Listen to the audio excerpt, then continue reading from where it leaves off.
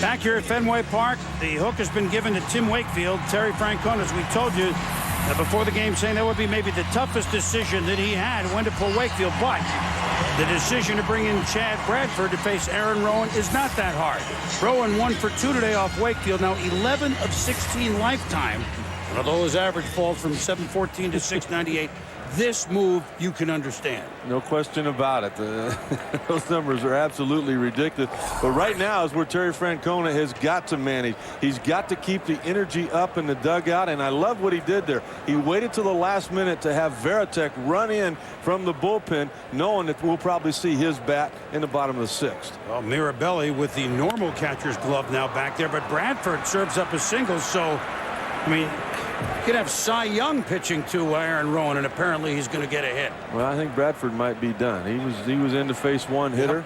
Yep. Francona back out, and you get the other sidewinder. That's right. You come in, you get all warm, you come in one pitch, you give it up. Now is it Myers? These guys are hurting themselves out there in the pen.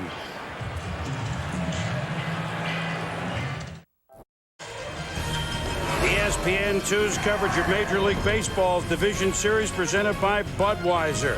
Chris Berman, Mike Piazza, Rick Sutcliffe, along with Aaron Andrews here at Fenway, where Paul Konerko's home run has given the White Sox a 4-2 lead here in the 6th inning. And Chad Bradford, one pitch, one single, he's gone. And now the sidewinder from the other side, Mike Myers, is in, and that's what we meant by they were hurting themselves. They can't warm up. They have to take definite sides of the bullpen. When they warm up, they're going to hook arms, right, Mike? That bullpen's not that big down there. I wouldn't want to catch down there because the ball is coming from the other side of the rubber, the opposite rubber from which you're lined up. Well, you know, Pierzynski doesn't really want to hit here either. He's 0 for 3 off Myers with 3 strikeouts. I look for, once again, as Ozzie Guillen told you, Mike, before the game, plan B, to stay aggressive on the base paths. They got Wakefield out now. I look for them to run, even with the left-hander on the mound.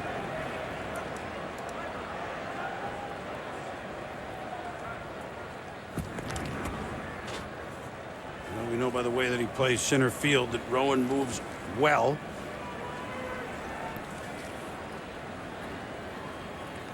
One of a handful of White Sox with double-digit stolen bases. He had 16 regular season. One with the lead now, too. Ozzie Guillen, you know, house money. That's true. I mean, most teams are more aggressive when they're ahead. Obviously, when you're behind, as I've said, you don't want to run yourself out of an inning. You want to give your guys a chance to swing the bats and get back into the ball game. So when you're ahead, I've always found most teams are aggressive. Go for it. Why not? Take that extra base, steal a base.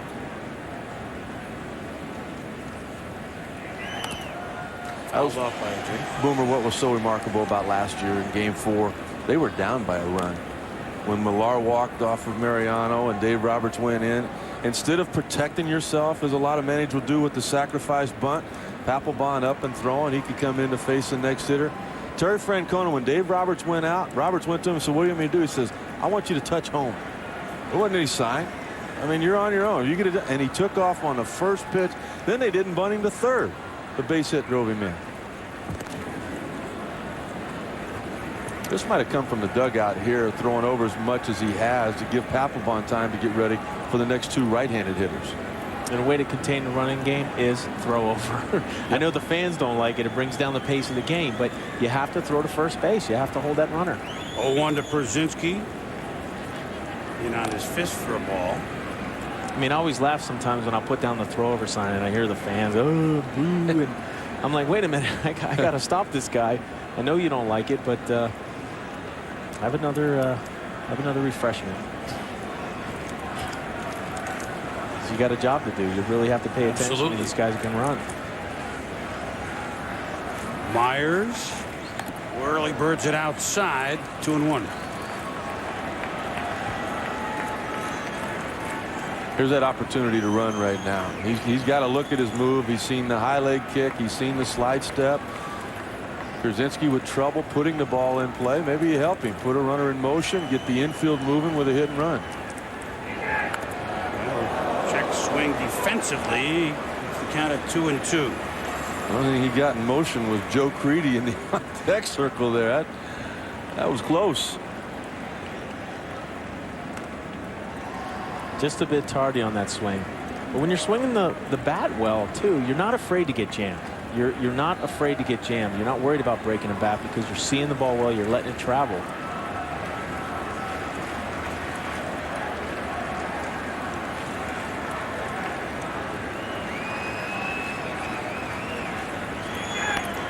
Oh, boy. That almost took out some photogs.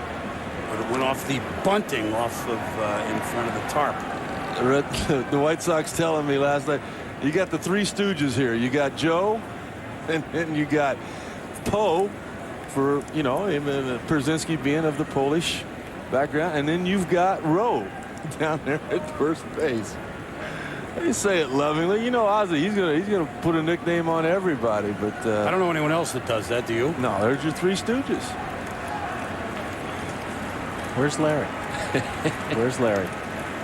And they love it too. 2-2 the count to Pierzynski, but Myers will take a look at Rowan again. Boston, yeah, they're wondering. You make a few pitching changes. Wakefield and Bradford and Myers don't exactly, work like they're double parked outside the ballpark, and the guys kind of standing around a little bit. They got to keep this thing at 4-2. There goes the base runner, and a throw by Mirabelli. It's not going to be in time. Got a big jump, did Rowan, and had a breaking ball, obviously, to work with, and stolen base. And that's Ozzy again all of the way there. Even the guys in the dugout saying something to him about being aggressive. He got a read on it with 2 strikes. Myers paying attention, trying to get the strikeout. Pierzynski lays off the pitch, and hey, Rowan right now, he may start thinking about stealing third base after he picks up second. And again, to steal second base off a left-hander, you have to go first move. There's not a lot of guys that have the speed enough to make up for a flat-footed jump on left-hander pitching.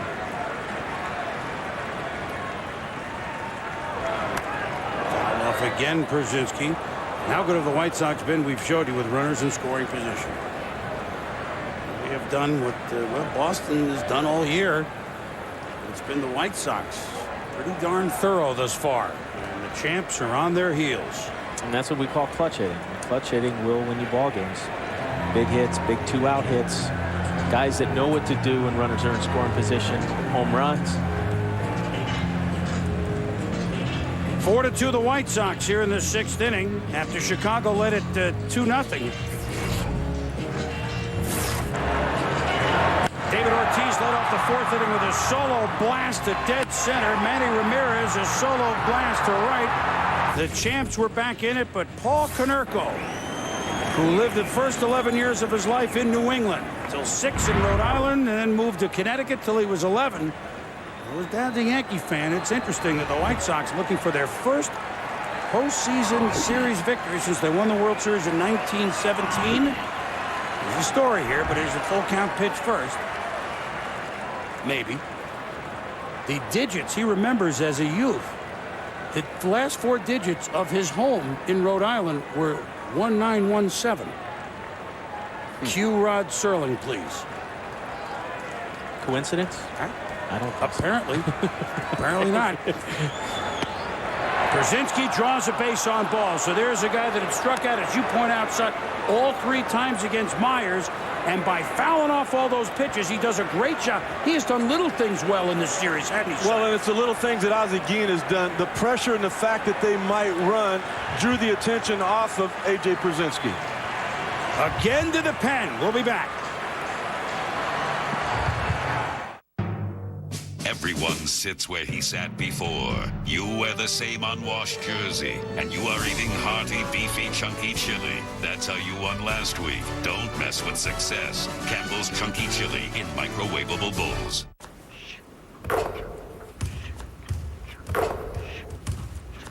Sometimes the best performances are the ones you may not know about. Evergreen Investments.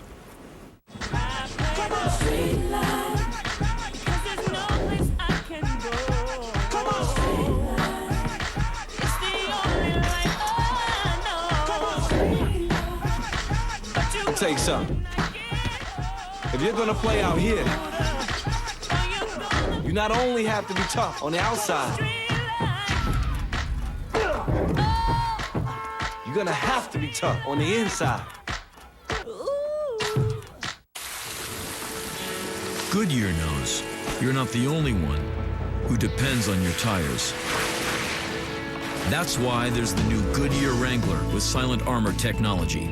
It's engineered with a layer made with Kevlar for toughness and a quieter ride.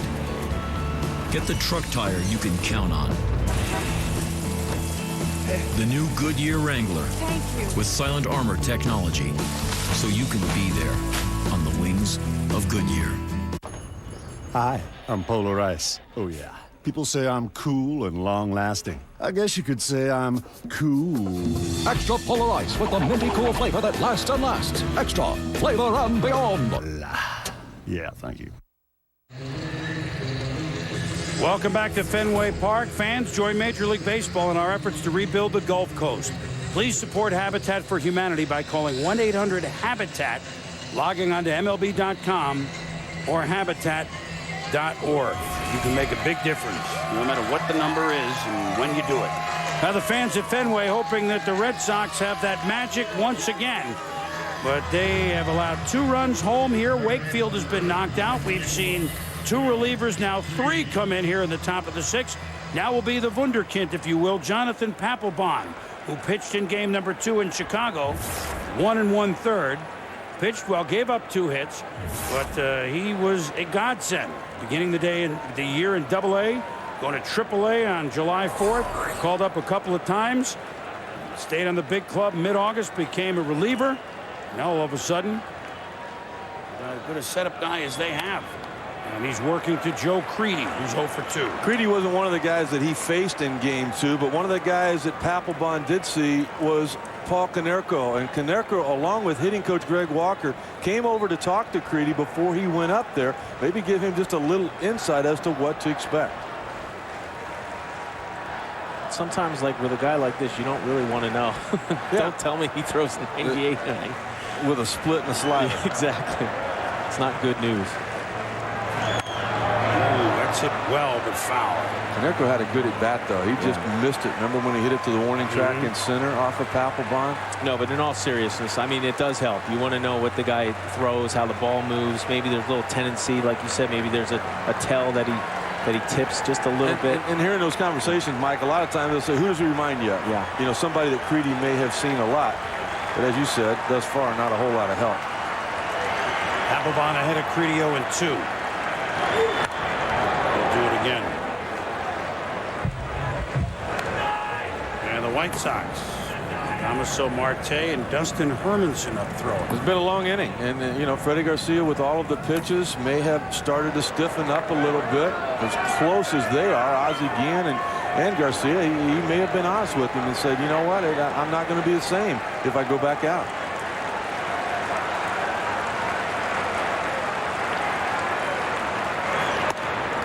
Away, 1 and 2. Almost got away from Mirabelli. He was standing up. That's like the old shots of Yogi Berra when he used to catch, man. Looked like Josh Gibson there. Did you see that? The way he actually was standing straight up on that pitch. Yeah. Well, Varitek will do that from time to time when he wants to get the ball up. Up the ladder.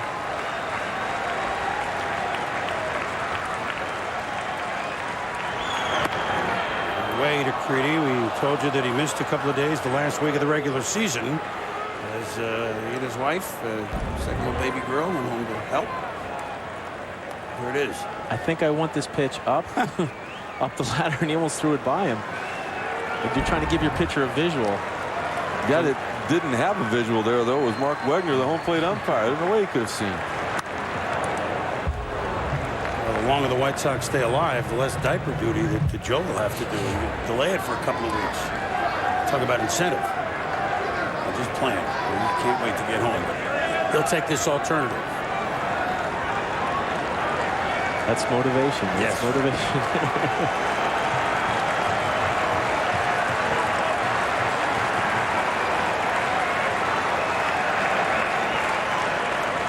Creedy's worked this back to 2 and 2. And he's staying alive.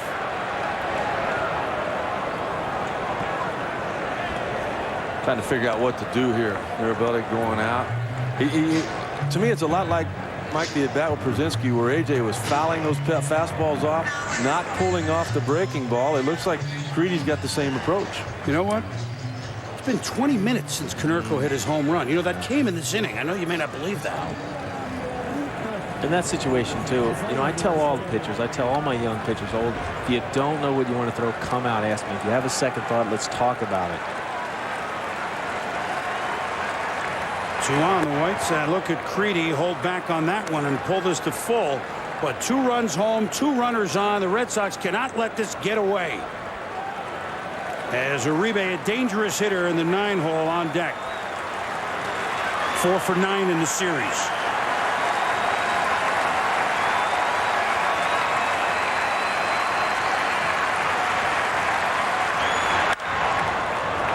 Right field. Nixon to the line. Boy, that's a tough area. Did he grab it? Yeah. Tagging. And up to third is Rowan. Boy, Nixon's made a couple of fine plays. That was as difficult as it gets. He probably got the wall right in the ribs. It was right at the corner. There's no way a visiting right fielder could have made this play. Only 3 games the White Sox have played here. They would not have known. You could have come to that corner. You could have gotten over. The fans, the Red Sox fans pulling back. Look at the attention there. He knew where the wall was. He's made that play before. Good hustle, good base running on the part of Rowan, but just an outstanding catch to get that second out.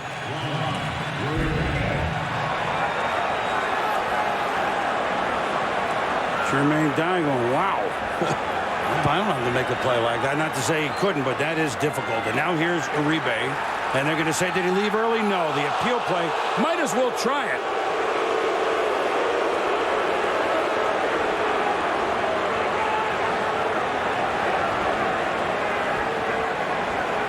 I mean, I wouldn't have seen any reason to leave early on that play because, I mean, you got a guy running into a wall. I mean, he's fine there. That's just, they're just begging right there, trying to get a call to get this thing over. Because you know what?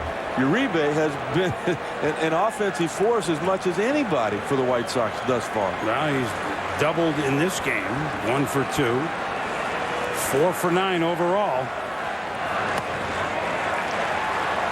When you get that kind of production out of your 9-hitter, I mean, what more can you ask for? Well, 4 for 9. He scored 4 runs. He's got 3 RBIs, and we're not even through the 3rd game. Jonathan Papelbon trying to end this rally here. 4th pitcher this inning for Boston. And misses there up top. Now, the crowd annoyed just at everything. Well, they were upset with the 3-2 pitch to Pierzynski. It wasn't called. This looked like it caught the outside corner, but just off the edge.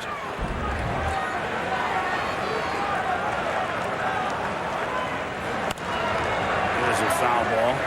Wagner's been pretty consistent tonight, though, hasn't he? I mean, he's certainly not been as wide as Miller the other night. Well, they have every right, Mike, as you know, to yell from the dugouts because all they can see is the height on it. They can't tell if that was on the plate or not. They knew it wasn't high and it wasn't low, but it was clearly just off the corner.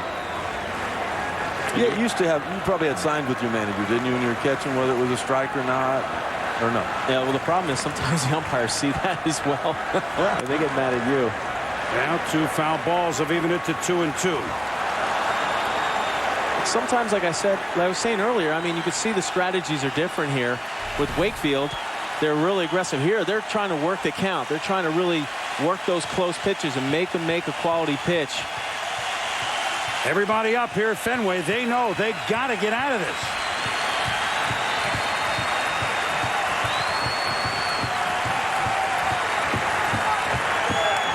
Foul back again. Not only working the count here on Papelbon, but they have already worked 3 relievers out of the Red Sox bullpen in just the top of the 6th inning here. So what an approach offensively by Chicago. And, you know, I've never seen so many hitters spoil great 2-strike pitches. I mean, it frustrates you as a pitcher. You know, when you're making a great pitch, you snap off that great slider with 2 strikes and the guy spoils it. It frustrates you. There goes the run of the bluff throw, and alertly Pierzynski steals second just to see if he could bite a throw from Mirabelli. Mike, plan B? Yeah. Huh? Exactly. Stay aggressive even with Pierzynski? And with the 1st and 3rd situation there, too. I mean, a throw to second base is risky. You got 2 outs. I think that Rowan might have taken off if there would have been a throw here. I think he thought about that double steal. Yeah. Right? He was baiting him there. Yep. Wait a minute now. We had Podsednik didn't hit a homer all year. Hit a homer. Pierzynski didn't have a stolen base all year. Got one. So they're getting it from everybody, and just a bleeder could make this 6-2. Well, and to me, they've gotten 3 straight, up to this point, perfect games out of their manager. He has not done anything wrong in this series thus far. That's heads up 2 by AJ. I mean, you're not paying attention to me. You're not looking at me. I'm going. Rowan off third. Pierzynski off second. 2 down, full count to the dangerous Juan Uribe. Swung on and missed. Maybe that's the lift that Boston needs, although Paul Konerko lifted one himself over everything for the 4-2 Chicago lead.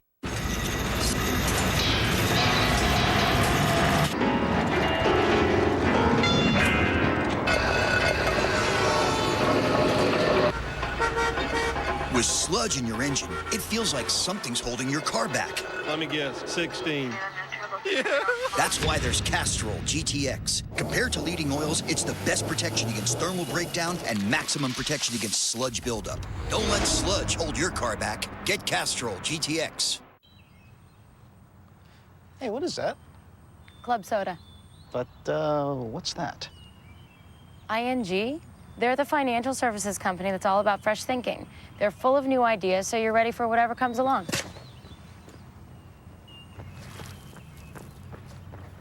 ING, proud sponsor of the ING New York City Marathon and runners everywhere.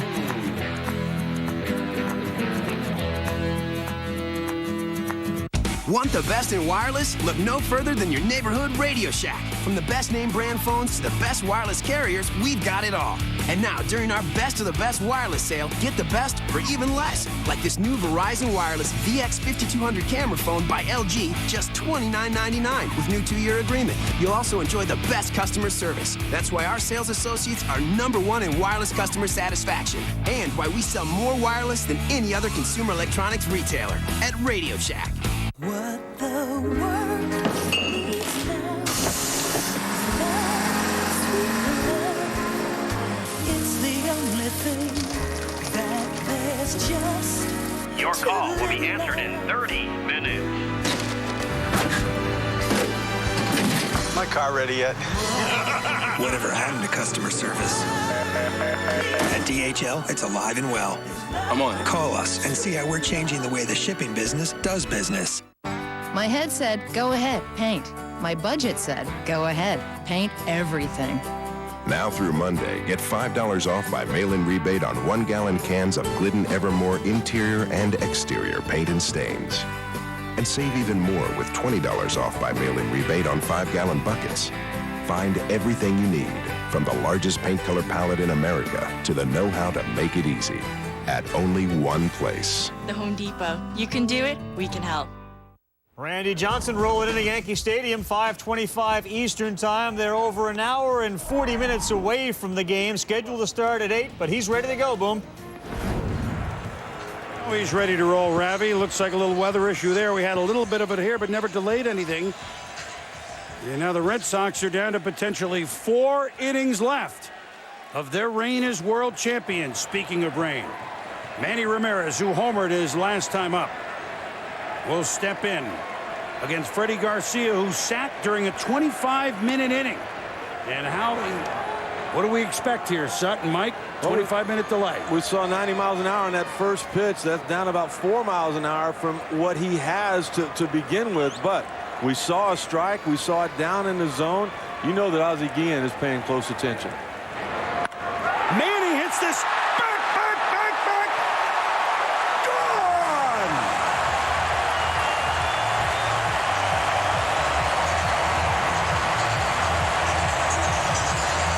An absolute missile by Manny Ramirez has made this a 1-run game.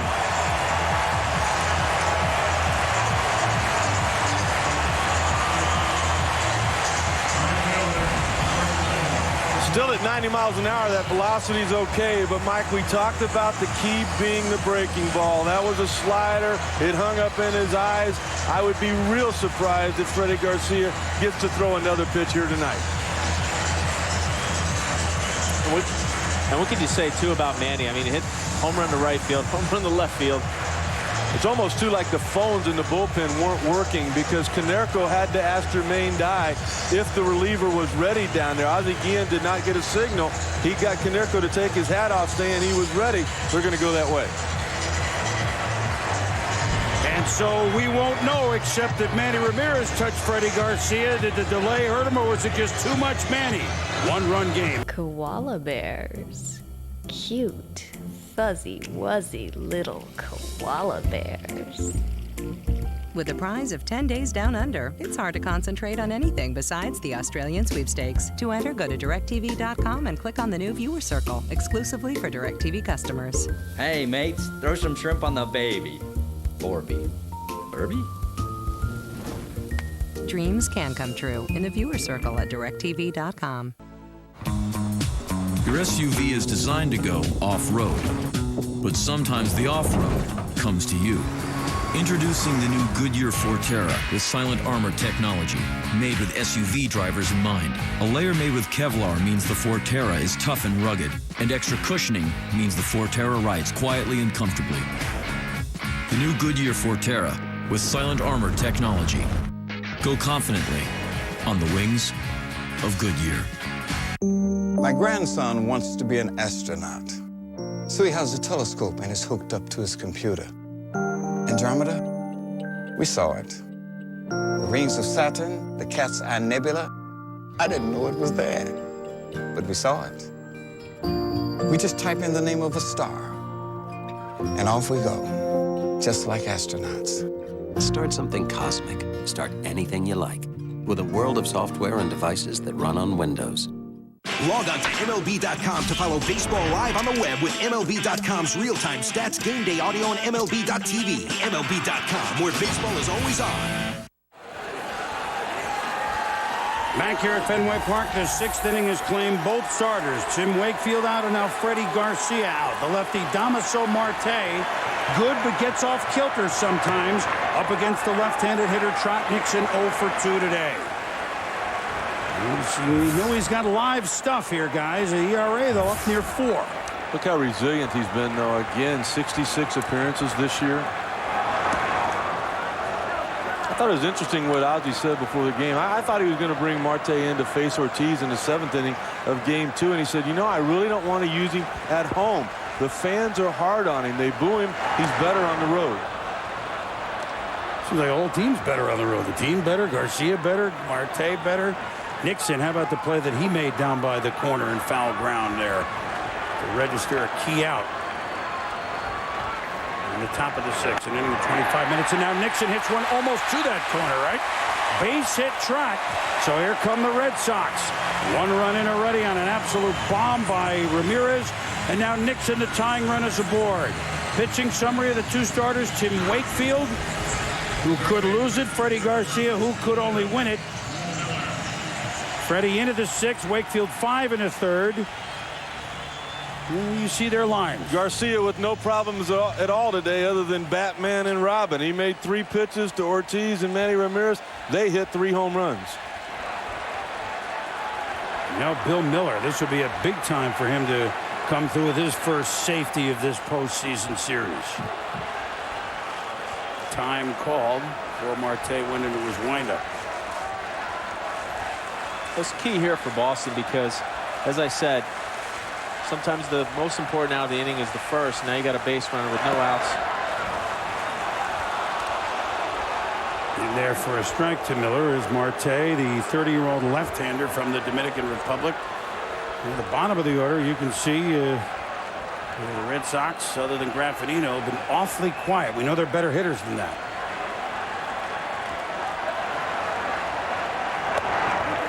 Top and outside. 1-1. Nice job there on the part of Trot Nixon. He took off right in the middle of the delivery from Marte, and he lost his focus and even the count back up. Let's see if the Red Sox want to get a little bit aggressive. Nixon runs okay, and Miller can put the ball in play. Billy. Mike, there was that big swing, and no contact there. He's got to shorten up, as the White Sox have done. When you get that filthy breaking ball, you got to get a piece of it like they were able to do. He's trying to go deep here. There's nothing wrong with that. But now, better forget about deep and try to put something on it. Whoa, way outside. Almost got away from everybody. And as it happens sometimes when you're pressing just a little bit at the plate, your head's moving around. You just get out of your game. You can see by that replay, his head, his helmet's, and you have to just bring it back down and look up the middle and try to hit the ball at the middle. Rip of foul. I'll scatter him down to the photographer's booth. Well, obviously, in this day and age, you play many more postseason series than they did in the old days. But yet, here are the postseason home run leaders.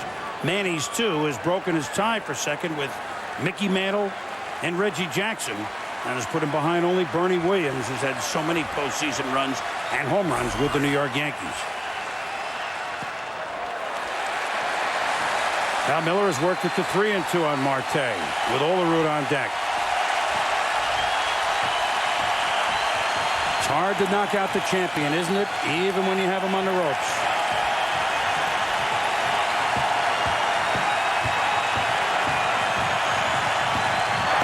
Inside, Miller aboard. The tying run goes up to second base. Fenway is alive. Down to Hernández. Guys, just to let you know, obviously Manny Ramirez allows his Red Sox dugout to breathe a sigh of relief. Now with Billy Miller walk, they're clapping, they're having a good time. Looks like the captain's going to come in. Jason Varitek pinch hit for Doug Mirabelli. Also, Papa Jack, Ron Jackson, Boston's hitting coach, telling me before the game, he told Manny Ramirez and David Ortiz it's time to bring it out. He said they both looked very locked in. He said especially David Ortiz, you can see it in his eyes. Guys, locked into 3 home runs tonight, Aaron, that's for sure, as the pitching coach Don Cooper is on the mound to talk with Marte. Well, we knew that eventually we'd see Varitek, especially with Wakefield out of there, and that brings a bigger stick down to that part of the lineup. So he's in the on-deck circle. Olerud is up. And again, El Duque. Orlando Hernández, a starter this year, but gone in the pen. You don't know. Could see him for a situational. He threw 2 great innings the last day of the year in relief. He came in and saved that ball game. You've got to have a lot of faith in El Duque. He's been a big game guy. But here's where you need faith in Marte. You bring him in to get the left-hander out. He couldn't do that. He walks the switch hitter. Olerud doesn't have a sacrifice bunt all year. Very few of the Red Sox do. But I think Mikey's going to be patient here and make Marte throw strikes. Yeah, he's got a great eye. He's really going to shrink that strike zone here. 0 for 1 with a walk is Olerud, and he starts stamping off with a ball.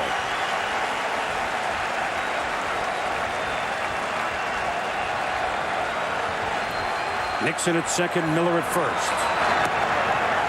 Ball 2. Yeah, that strike zone is tighter than we saw yesterday, but in game 2. But it is very consistent. Yes, guys. Mike called it. It's a shoebox right now. Well, Ozzy's trying to open it up a little bit for his pitcher. Yeah, Ozzy doesn't feel like Imelda Marcos. He's not looking for shoes. He's looking for a bigger plate. Olerud fouls it off. That's a good swing. Yeah, he just missed it, but still.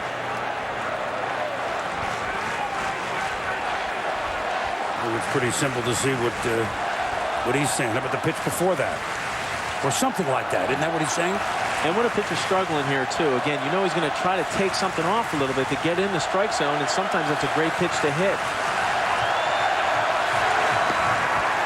Well, it's a good thing that's a thick helmet that Mark Wegner, the home plate umpire, is wearing, because Ozzy's trying to decibel him out. 3-1 Olerud.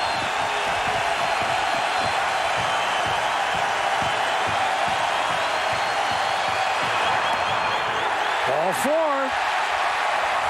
Home run, single, 2 walks. 1 run in, the bases are loaded, and Varitek will come up to pinch hit for Mirabelli in the 8-hole. I really couldn't think of a better hitter to have in that situation than Johnny Olerud, because he has such a great eye. This 2-0 pitch. Hey, let me go ahead and try and ambush him. Let me see if he's going to take a little bit off the pitch and throw it down the middle and try and give us the lead. Got underneath it, wasn't going to hit it on the ground, and then he brought the strike zone back to a stamp. El Marte has not done the job, and here comes El Duque, no stranger to games at Fenway.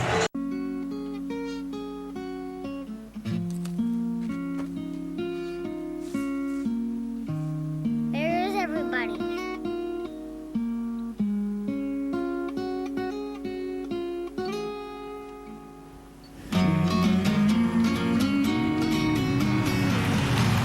Nothing's more fun than 340 horses. The Cayenne S. Porsche. There is no substitute.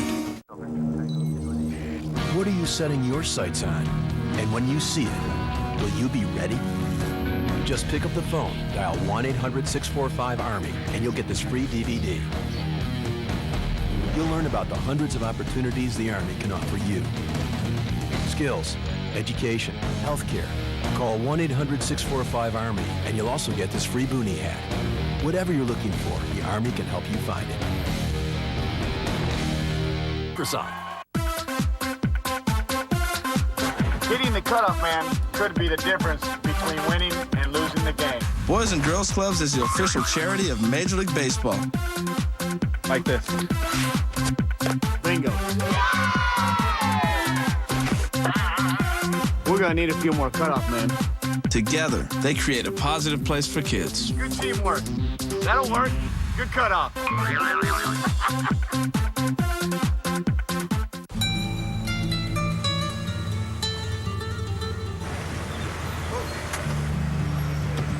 Keys. Señor, open the trunk, please. Stop, real.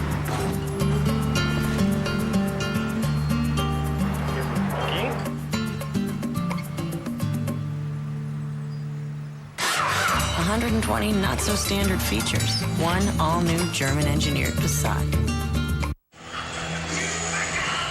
Back here at Fenway, the Red Sox are threatening to tie this thing or maybe go ahead. Ozzie Guillen, seen enough of Damaso Marte, and he has brought in a guy that he helped, A, to help Contreras, B, to perhaps, hey, postseason, this guy's been there. So Orlando Hernández, El Duque, who pitched for years with the New York Yankees in a couple of stints there. In the postseason, this will be already his 18th postseason appearance, and he's come in with the bases loaded and Jason Varitek coming up. And the reason they're loaded is because this crowd got to Damaso Marte. He walked the last two guys. El Duque will be able to handle the crowd. The problem is, can he handle Varitek? Varitek 3 for 8 in the first two games. Obviously not getting the start here because Mirabelli catches the knuckleballer Wakefield. Timmy is gone, Varitek in.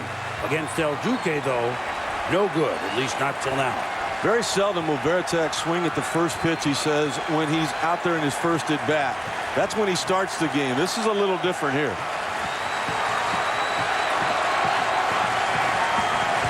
Nixon, Miller, and Olerud lead off the bases. Ramirez's homer has already made it a 4-3 game. These are one of these situations where you want to minimize the damage. You'll take a tie here. You don't want a big inning. You want a crooked number on that scoreboard. Looking for that ground ball double play if you're El Duque. Holds off that one, trying to pull the string. Ball one. Remember Aaron Andrews telling us what Ozzie we heard before the game, I don't want to see that guy. Well, his issue is with the umpire at this point, Wagner. He's trying to wear him out. And, you know, you got to be, it's tough. Postseason, a lot of rabbit ears or stuff from the dugout. It's a tough call when to run and when not to. If you're the umpire, you don't want to just run on complaints on balls and strikes, but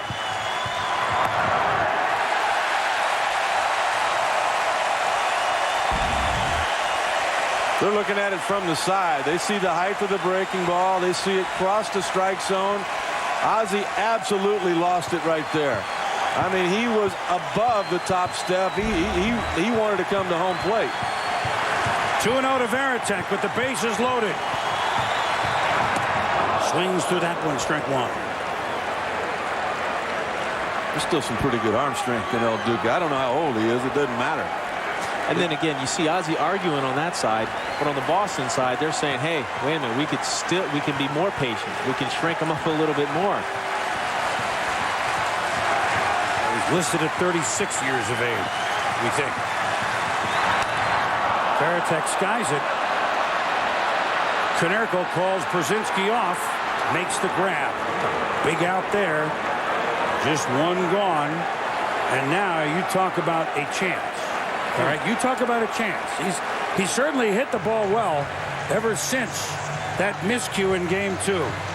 But Tony Graffanino can erase it all right here. What a spot.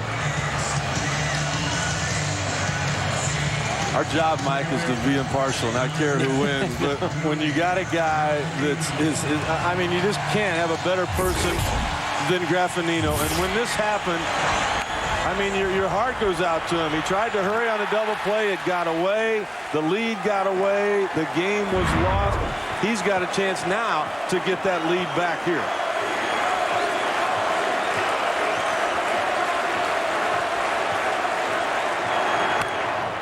He's on it. Fouled it up back. Yeah, and this is one of those atonement situations to where you can't let your emotions get the best of you as a hitter. You got to calm down. You got to try at least keep the ball off the ground. He can run. I think one thing too, he's got to remember, you don't have to swing the bat here to drive in a run. Yeah. I thought Varitek expanded his zone 2-1 and got himself out.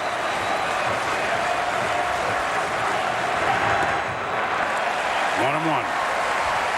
And the few times I faced out Duque, I mean, so tough on right-handed hitters. He has that slider that just drops off the table. He could take something off on it. He could put something on it. Different arm angles. Oh, he gave me fits.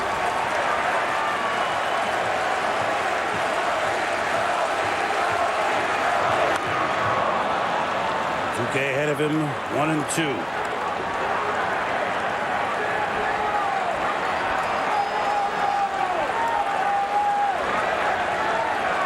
What's coming here?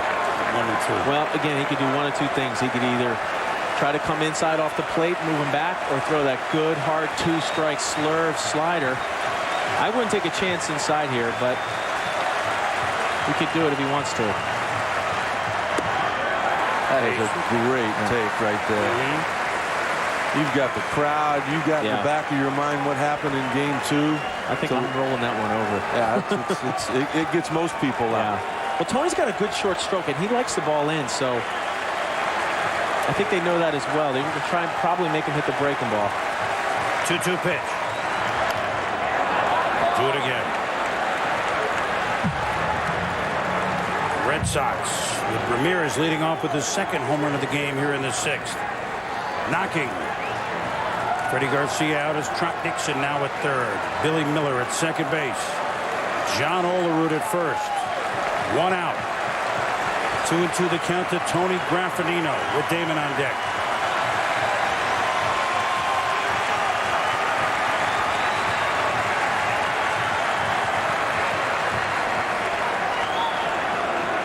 Seems calm in there. Well, the toughest thing about this situation is you're in a defensive mode. You're in a defensive mode, and the pitcher knows this, and he's trying to get you to chase a little bit. Doesn't want to give in. Doesn't give in there, and now the count is full.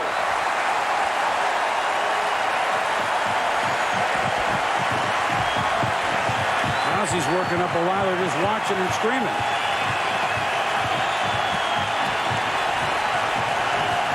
This is a tough situation because if you throw it 2-2, you want to throw it 3-2.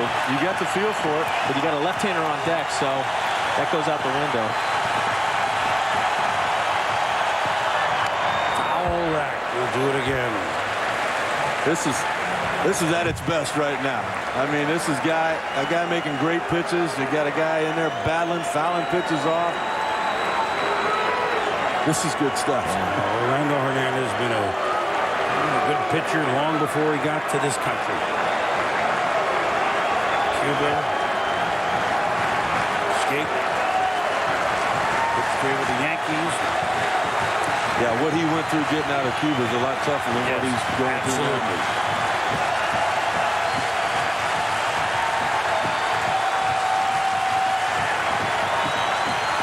Payoff pitch.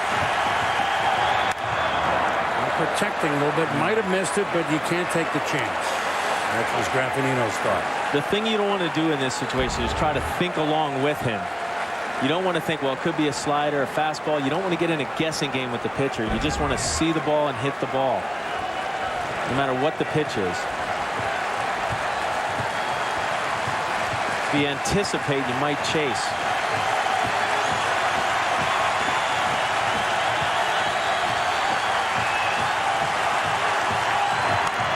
Do it again. That went up over the roof and onto the street. Nicked the car. Tony might have helped him out a little bit. That pitch might have been a ball up in the strike zone. That was the first one that, even coming out of his hand, it looked like it was a ball. And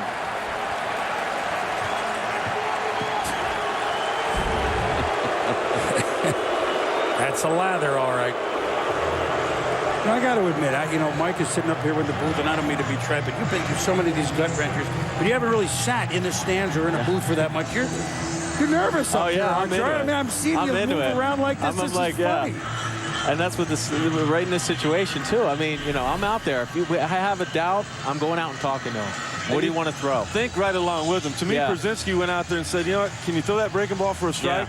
If you can, let's go with that. If not, then we've got to keep pounding the fastball in there and hope he hits it at somebody. And you're icing the hitter a little bit. Tony's been aggressive, been swinging the bat. He's got to really concentrate. Pops him up as well. Uribe calls for it at short.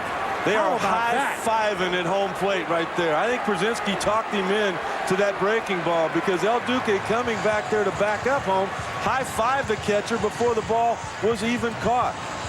Mike, they went with the breaking ball. Take a look at it. Even though he's sitting in, there's a breaking ball. It fools Graffanino. He's out in front. That is a big-time pitch. That's special. 10-pitch battle. And now, bases loaded, none out. Becomes bases loaded, 2 out. And Johnny Damon up. You better not relax. Johnny 1 for 2 and a walk. Makes him 3 for 11 this series.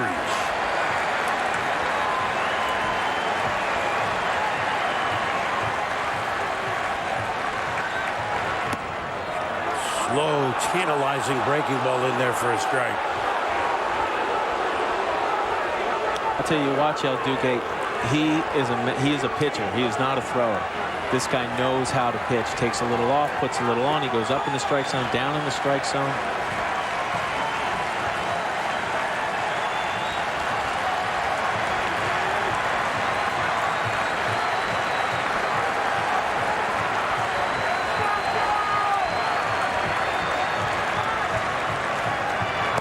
Away. 1-1 to Damon.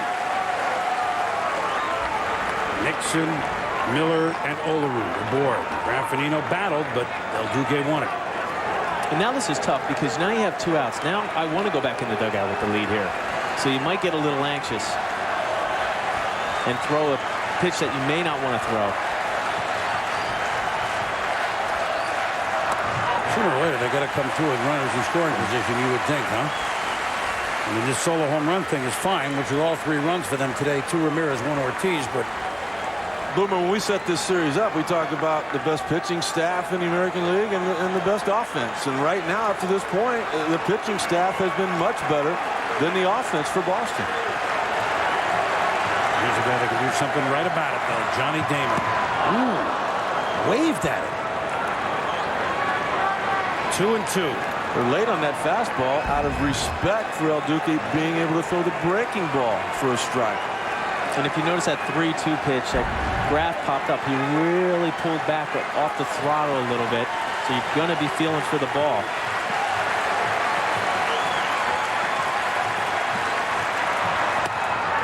Ooh, away. They wanted that, but now comes the best moment in baseball when everybody's moving. 3 balls, 2 strikes, 2 out. Nixon at third, Miller at second, Olerud at first. Start your engines roaring.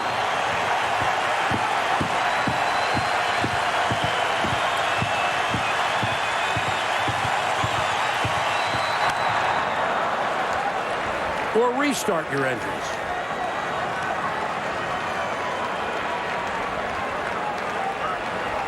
Man, I'm excited here. I know you are. That's my point. I'm watching you. Around here. You've been in how many games in World Series? And so is he. Jonathan Papelbon finally quelled the White Sox. Everybody's been on their feet for about 5 minutes here. And another conversation. Now what, Mike? Well, he's going to ice him again, like Mike talked about. This is Pierzynski here.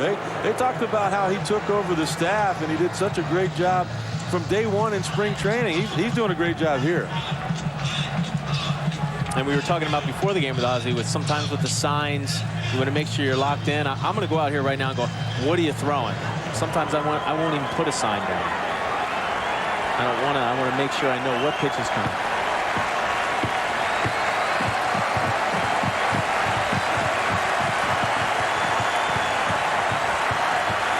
Baseball here. They know it there. And 3-2 pitch. Oh, he gets him to go. And the White Sox, El Duque goes charging off as well he should. He comes in with the bases loaded and gets Varitek, Graffanino, and Damon. Just enough. 4-3 Chicago. It's the new book from ESPN's Bill Simmons, Now I Could Die in Peace, available in bookstores everywhere. So what's different about Budweiser Select? Good question. First, we start with a blend of the finest hand-selected North American and Bavarian hop varieties picked straight from the vine. Then we take the time to brew Budweiser Select longer. So you get a beer with light beer stats and a distinct bold taste that finishes clean. So why settle for anything less? Be selective. This is the most powerful production ATV made. What do you think? Hey, listen, I was thinking after that shot that I... The Outlander 800, 28% more powerful than the Polaris 800, and 25% more than the Kawasaki Brute Force 750. Now with up to 6 times the warranty of the competition, a full 3 years.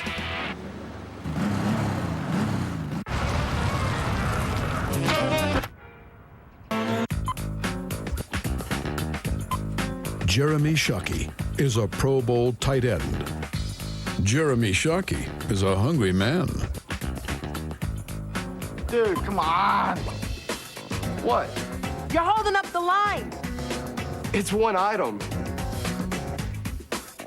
Packed with extra-large portions of the food men love, Hungry Man satisfies even the biggest appetites. Hungry Man, it's good to be full.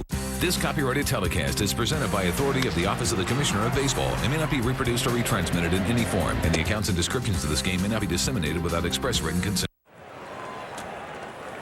What a 6th inning that was, as we begin, if you're a White Sox fan, a 7th inning stretch.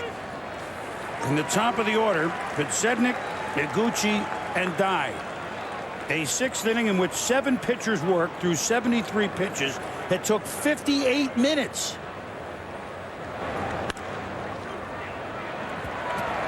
Renteria over to Olerud, and Podsednik is retired. Now here's the fans with everybody up with a pitch first with Damon. And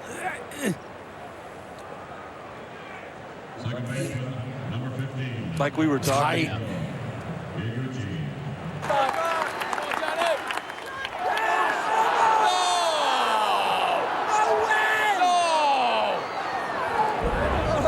It's tough being a fan. It's as much as a player, especially these Red Sox fans. But, well, they're playing. Some could still say they're playing with the house's money this year after last year, but don't tell those folks that. A lot way to go here. Red Sox will have 3 more cracks at it.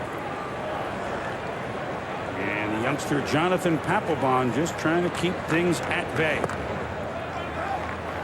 Came in, retired the last 2 in the 6th, and retired Podsednik to start it. And here's Iguchi at 2-0. Boomer, a huge advantage for Chicago from this point on as far as bullpens are concerned. Papelbon, he's out there for a while. Really, the only thing left for Terry Francona that he wants to use in a game he's trying to win is Mike Timlin. You're not going to bring Gonzalez back in. You're not going to bring Bronson Arroyo, and you don't know if Clement can pitch or not. Renteria. Olerud. 2 outs. Our aerial shots courtesy of the Hood Lightship. Matt's Backlund, Catherine Ward. Mike Wolf on the camera up there. Thank you, ladies and gentlemen, for turn late afternoon into some threatening skies into a pretty nice evening here in Boston. And the Hood Lightship kind of withstood it all. Worried about that ship up there when Manny hit that homer. I didn't know where it was. Yeah, I know. That was an absolute launcher. Konerko's was impressive, but Manny's was ridiculous. It's got that certain sound, like a 2x4 snapping in half. Jermaine Dye looks at ball 1-1-1. So Boston has the big boys coming up. Renteria, Ortiz, and Ramirez. It's like another night boomer of those 24-year-olds. Yep. Papelbon and Jenks. This guys that were in Double-A until July, who we saw play prominent roles in game number 2. Jenks, the old-fashioned 2-inning Crowley fingers-like save. And Papelbon, who pitched in game 2 to try to keep the Red Sox close, which he did. And now the same thing here in game 3. Although Francona would prefer to use him with a 1-run lead, he would go either way. But down 2-0 in the series, this is no time to say, well, I'm only going to work him with the lead. I don't think so. You talk about momentum. Boston trying to get it back. It's one thing to get an out here and have a 1-2-3 inning, but it gets a little bit better when you get that last out via the strikeout. The crowd wants it. I think offensively, Boston needs it.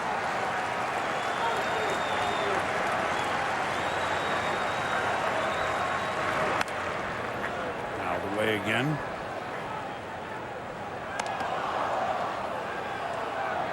Certainly part of the Red Sox future right here with Papelbon. They don't know what part of it, though. They still don't know whether he'll be a starting pitcher or he might be their closer a year from now. Seems like he's comfortable in the relief role. Yeah. Well, he made 3 starts earlier when they first brought him up, but then, hey, we need you in the pen. And so there he went.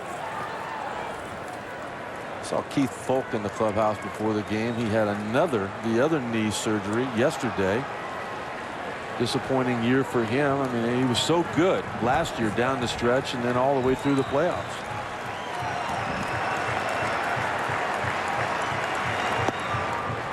Side to Dye. Well, they say that they expect him to be ready to roll for spring training, but you know, who will be with him in spring training? A lot of decisions to make.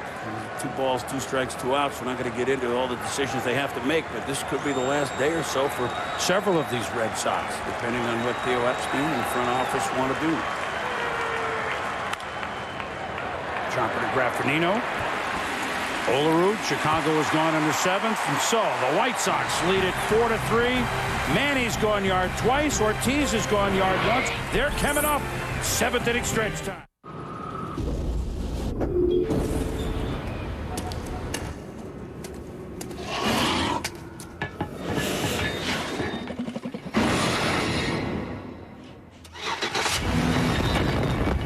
Introducing the all-new Chevy Impala. Available with the powerful 303 horsepower small block V8 that delivers a remarkable 28 miles per gallon highway.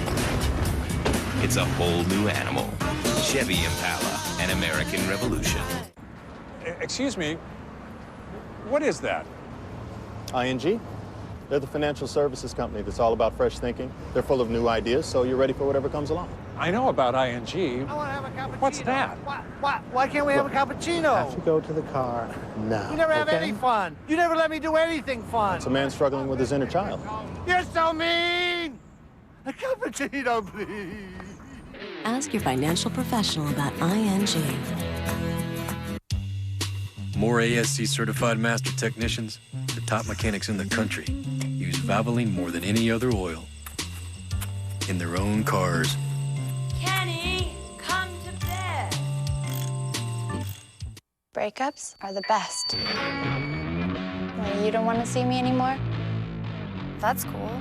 Let me get my guitar and my laptop. I'll write about it. I'll record it, mix it, make a CD.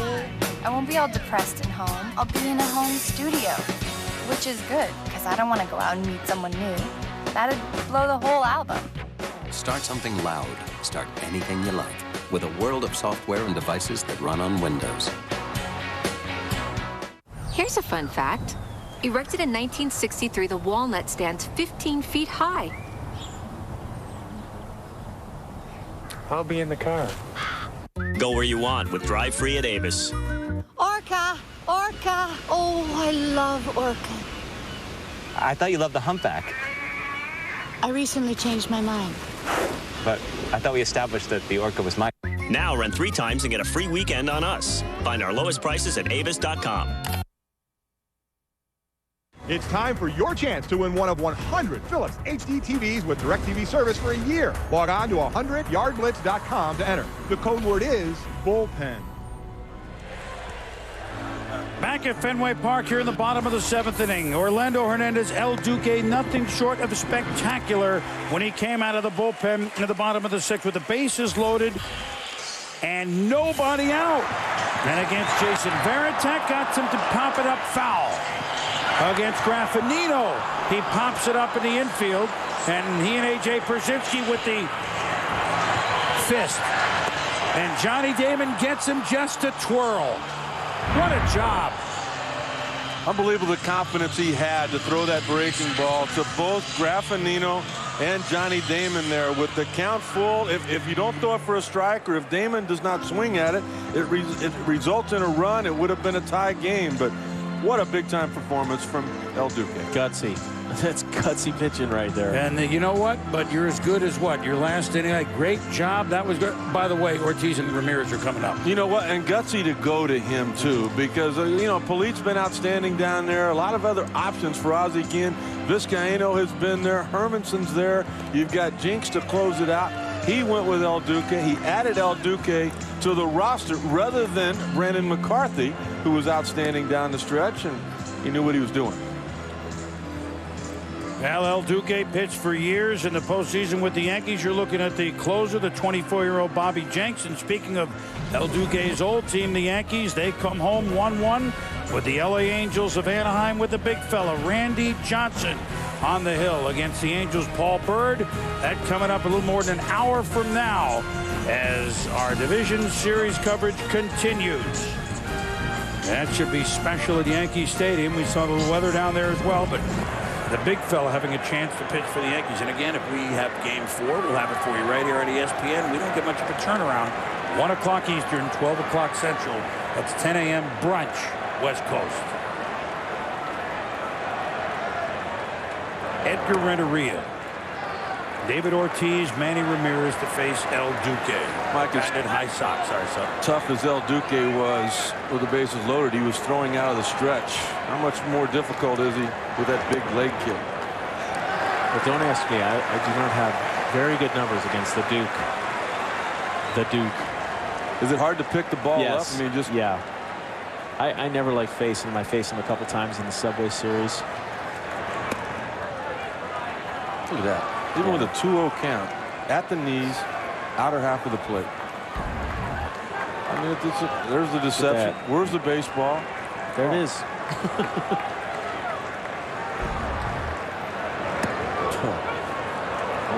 Yeah, I thought that was a strike. 2-2. And it's not even so much as the stuff, the pure stuff he has. It's the way he delivers this, his attitude, his demeanor on the mound. Here it is, hit it.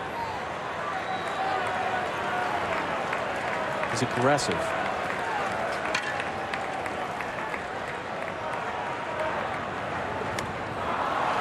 Strikes him out.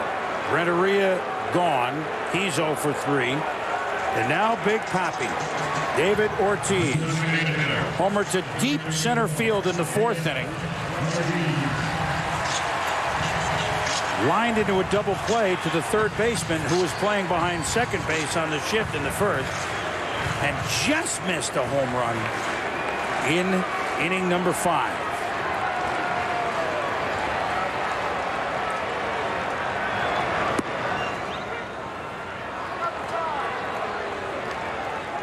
Well, now this shift, okay, now everybody's on the outfield grass.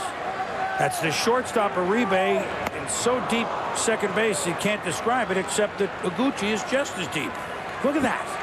Those are infielders, folks. You ever see anything like this? I've seen some alignments like that. I just wonder how many times they practice catching ground balls where they're at right now.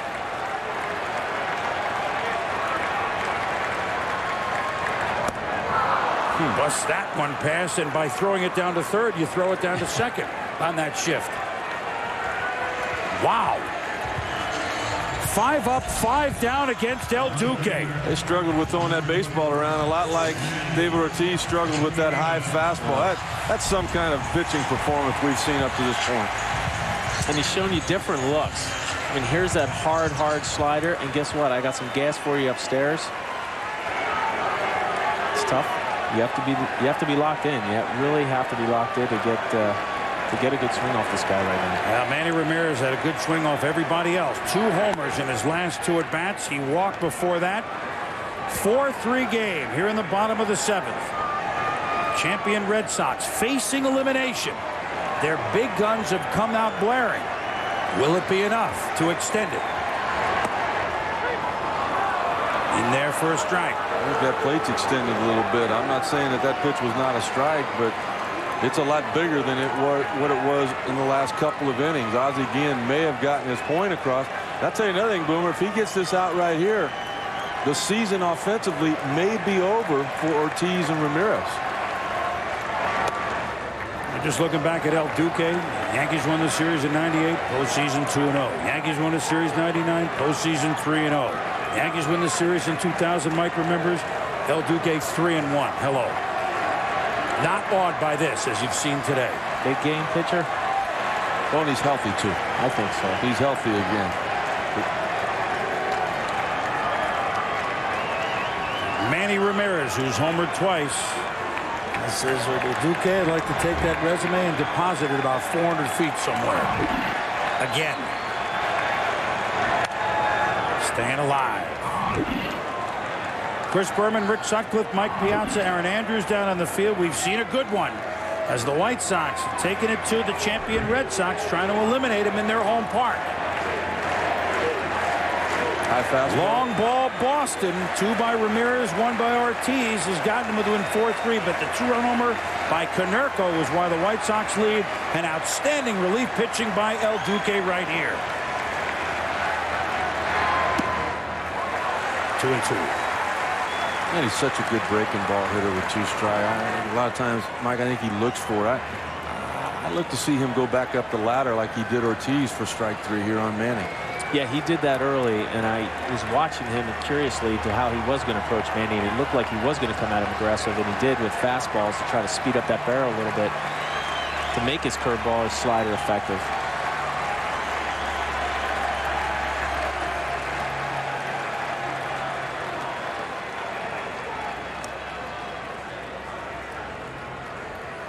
Well, nervous, but they know that they can erupt in just a moment. There's drama almost every game. 10-9, 11-10 regular season. Shot to Konerko, but he'll gobble it in. Ramirez is gone. 6 up, 6 down against El Duque. 2 innings left, perhaps in the reign of the Red Sox. DirecTV presents the Night of Fighting Fury. Prepare yourselves as the 2 most dangerous strikers in the UFC go to war. UFC heavyweight champion Andre the Pitbull Arlovsky puts his title on the line against Paul the Headhunter Quintello. In devastating fashion! The Ultimate Fighting Championship presents UFC 55 Fury from the Mohegan Sun in Connecticut on DirecTV pay-per-view.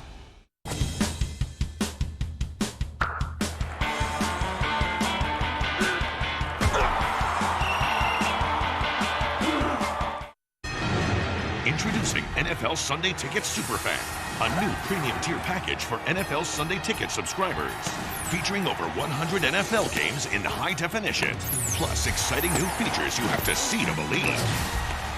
Just another example of how DirecTV is rethinking the way you watch football. 1. Verizon Wireless welcomes you in, sweet. You can now call any of our customers. Customers as much as you want. And text and pick them too. Now that you're officially in. Celebrate. Yeah! Get in. Only Verizon Wireless offers unlimited in-calling plus unlimited text and pics for just $5 more a month. And when you buy an LG camera phone, you'll get an LG Color Flip phone free. Hurry, offer ends Columbus Day. Join in and start making calls on the nation's most reliable wireless network. Verizon Wireless. We never stop working for you. Okay, you never told me. What was that? Crunchy! Guys, I got... Want something crunchy? Guys? Taco Bell is open late. Feed your need for all the crunchy, grilled, marinated, spicy, and melty taste you can only get at Taco Bell. Want to spice up the night? Think outside the bun. Open till midnight or later. ESPN2's Major League Baseball Division Series is presented by Budweiser. Bright, crisp, clean, pure, the king of beers. And in part by Bombardier. For the ultimate in power, versatility, and handling, try the ultimate ride, the Bombardier Outlander ATVs. Nighttime now in Boston, as darkness starts to fall on the champions who will forge one of the great stories of this or any other year, no matter who you root for. Breaking the curse from 1918 with comeback after comeback. But now maybe it's the White Sox who haven't won a world championship or a series of any sort since 1917. They are on the brink of providing their long-starved fans a win that they can talk about and pass down through the ages. Paul Konerko, whose homer put them in this 4-3 lead, pops this one up against Papelbon on one pitch and one out. If you joined us late, White Sox led early, 2-0, but then David Ortiz leading off, followed by Manny Ramirez, home runs in the fourth. But then Paul Konerko off Tim Wakefield pretty much finished his evening, making it 4-2. Manny Ramirez then coming back, but Duque with the bases loaded strikes out Johnny Damon in the 6th inning to keep the game at 4-3, and that's where we stand right now with 1 out in the 8th. What a job done by him. And, you know, this is not to make an excuse. Boston could come up with 2 runs and win the next 11 games. But you just wonder, with what they've been through, guys, 2003 was a gut-wrencher that went all the way to 7 in the ALCS with the Yankees, even to extra innings. Last year, obviously, a gut-wrencher with the comeback of mammoth proportions. This year, not clinching a playoff spot until the last day of the season. And then, again, not to make an excuse, but could they just be pretty low on the tank? What do you think? You guys have been through it in that situation. Mike, you have. Oh, no question. I mean, you're right. Sometimes the thrill meter runs empty, and you need big moments, and you need big hits. I think, Mike, too, right along with that, I think the starting rotation ran on empty for particularly most of the second half. You knew Curt Schilling wasn't going to be the same. Okay, Wakefield has been consistent. Bronson Arroyo has been pretty good. But when Matt Clement got hit in the head with the line drive in Tampa from Carl Crawford, he was not the same down the stretch. And when you think about them sweeping the Angels last year in a division series, they had Pedro Martinez, Schilling, and Derek Lowe that got it done. That being said, they ran into a buzzsaw of a team that has won their last 5 regular season games, that won 99 games, second only to the Cardinals in the major leagues, that won their division, led their division wire to wire, who obviously a lot of people underestimated. So in no means am I downplaying what the White Sox have done. But, you know, when you're the champ and you've been to a lot of 15-round prize fights, sometimes there's just that right hand uppercut just isn't quite the uppercut. It's tough because you constantly have to dig down deep and find something and find that big hit, like I said, and it's so difficult sometimes. Time to do it, that's for sure. Mike, I think with that digging, I think what we found an MVP type player in Paul Konerko. We found a Gold Glove type player in Aaron Rowan. AJ Pierzynski has taken his game to a whole nother level, and Ladies and gentlemen, meet the Chicago White Sox.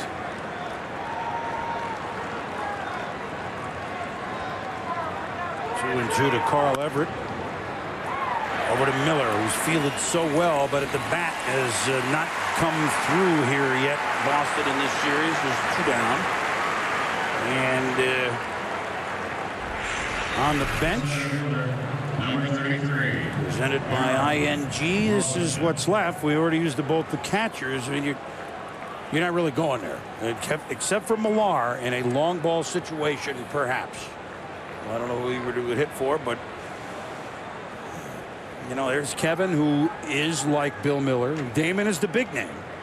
Kevin Millar, Billy Miller, they're up, along with Damon, along with Manny. I mean, you know, that's a soap opera that we don't have time to go through again. Will that, you know, so what will be the makeup of this team? They changed it a lot this year. How much will it change next year, or possibly, you know, after the next hour if this season ends?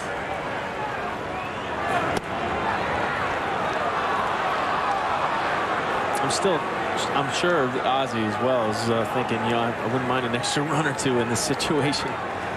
This game is far from out of reach.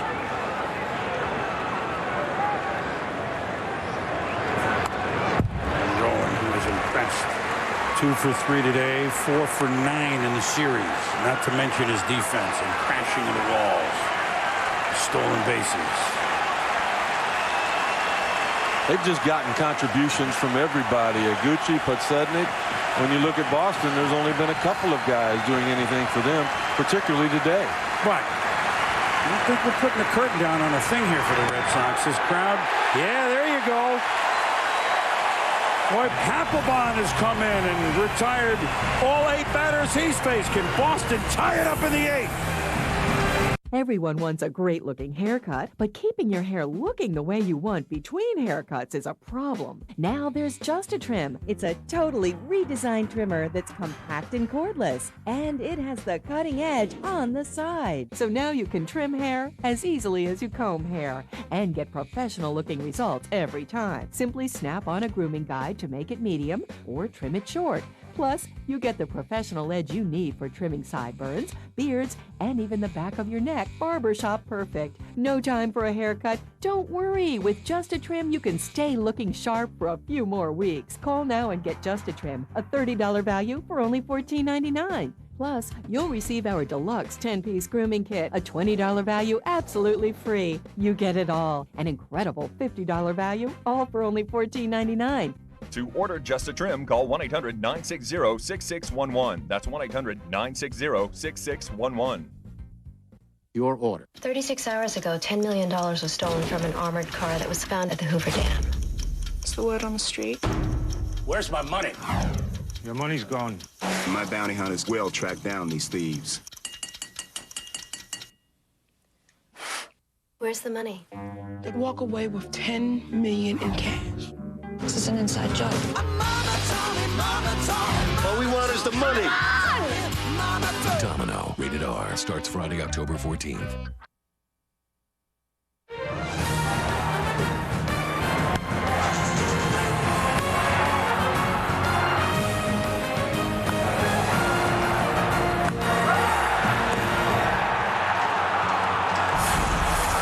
The amazing thing about these division series is sometimes they're over before you realize that they've begun. The Red Sox clinching the postseason the last Sunday of the season just 5 days ago, going to Chicago. The White Sox hang 14 on them, then come from behind to win Game 2 5-4, and now Boston down to 6 outs left, trailing 4-3 in Game 3 here at Fenway. Trot Nixon, Bill Miller, John Olerud due up against El Duque, who has he's just been unbelievable. 6 for 6, the first 3 with the bases loaded. Well, the 3 guys you mentioned coming up, I mean, great offensive players, but not as good as the 3 that he went through so easily in the previous inning. El Duque, you know, Ozzie, he talked about getting the whip out with us the other night. You know what? He's got a pretty good horse out there right now, and he's going to ride him as long as he can.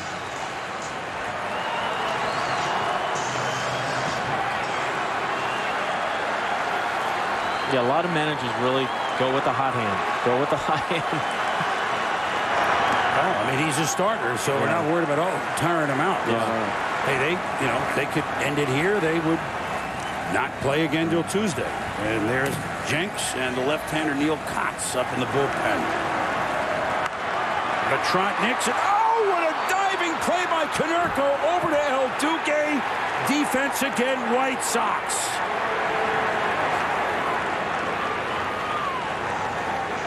That's some kind of play, Mike. I mean, he's guarding the line for the double. Look at him and watch how far he goes. Look at the dive. Look at him coming up with the in-between hop. El Duque hustling. You think El Duque didn't like it? Look at that. What a big-time play. He gave him the lead with one swing of the bat. He helps keep that lead with one dive.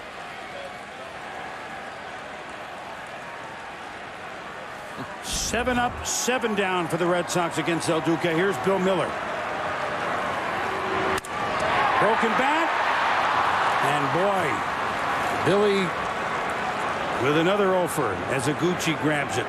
You don't see a lot of pitchers really fire up the team, but that's what El Duque's doing here. I mean, he's extracting emotion from his fielders. These guys see him out there like, hey, he's giving us a gutsy performance. I'm going to lay out for him.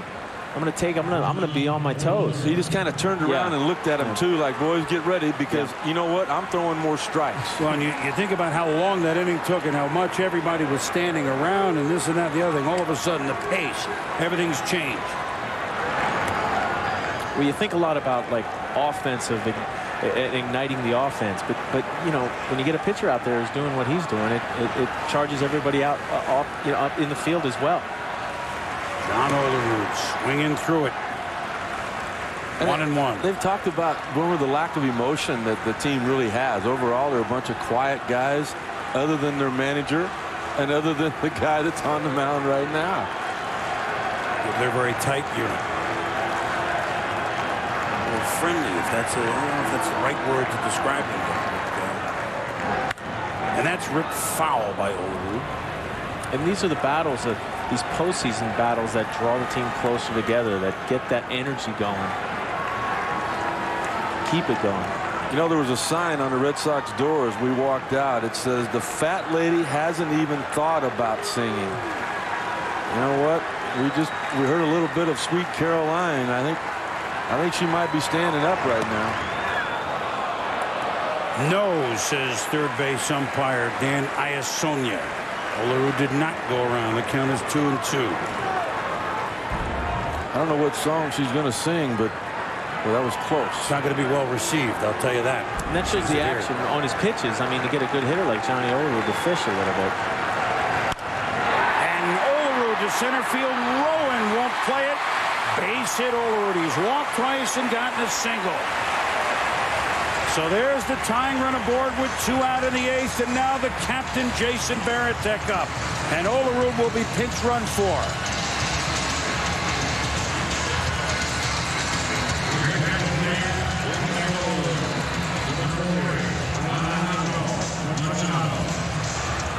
Alejandro Machado is the pinch runner for Olerud. And we talked to Terry Francona about that. He said, I don't have a Dave Roberts on my bench anymore. This guy is the fastest guy that he's got. He said, no, I'm not going to just turn him loose. We might pick a spot and put the steal on, but he will not be on his own. The captain, Varitek, was the first man that Orlando Hernandez came in to face with the bases loaded and got him to pop up and foul ground to the first baseman, Konerko. That was back in the 6th. Here we are with 2 out of the 8th.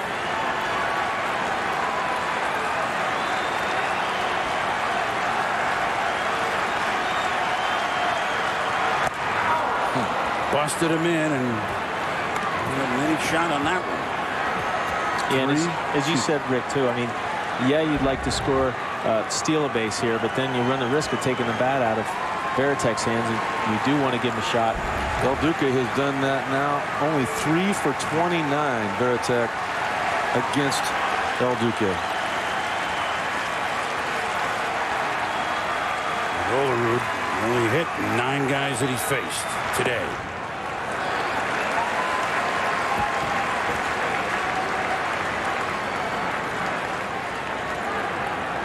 1-2. Can the Red Sox get a little late magic once again? No one's better at it than them. But the margin of error, as you're seeing today, is pretty scant. Fouled away, Varitek right below us. Did you have that one, Brew? I was ready, but I was counting on your hand. You were on top of everybody. I missed this by what, about 6 feet? A dive would have had that, you know.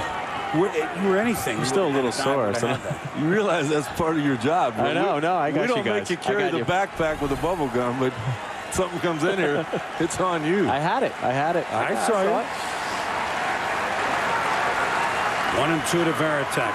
Machado, the pinch runner at first with 2 out of the 8. 4-3 Chicago. Red Sox 4 outs away from elimination and the end of one of the great runs, really, and great stories in any sport at any time. People visiting grave sites of their grandfathers months later in New England. The list goes on and on of what happened here. Varitek keeps it going. The celebration really, and as the Red Sox were in first place for the most of the season, it was kind of a little house's money, never a huge lead, but it was just an enjoyable time, and the party continued, and right from the opening day here and the ring ceremony with the Yankees in town, and it was just it was really a 12-month party. Machado goes, doesn't matter. Varitek gone. El Duque, unbelievable. Red Sox down to 1 at bat. Here's a fun fact. Erected in 1963, the walnut stands 15 feet high. I'll be in the car. Go where you want with Drive Free at Avis. Orca! Orca! Oh, I love Orca. I thought you loved the humpback. I recently changed my mind. But I thought we established that the Orca was mine. Now rent 3 times and get a free weekend on us. Find our lowest prices at avis.com.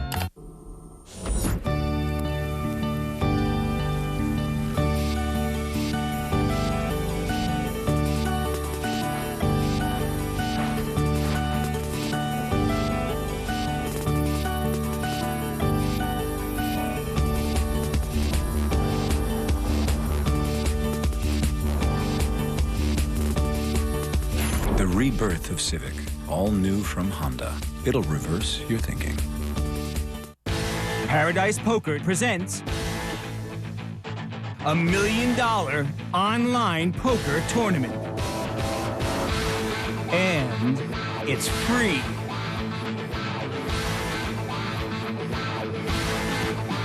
Play online at Paradise Poker and join the world's first free $1 million poker tournament. Online now at paradisepoker.net. Back here at Fenway, almost imploring. New England's own Aerosmith, Dream On, just played here at Fenway. Will the dream go on? We've hit the top of the 9th. The White Sox lead the champion Red Sox 4-3. And if the score stands this way, which El Duque has had such a big moment and big contribution in doing, our Wheaties winning moment of the game would be Paul Konerko busting open the 2-2 tie with his long home run, 2-run shot off of Tim Wakefield.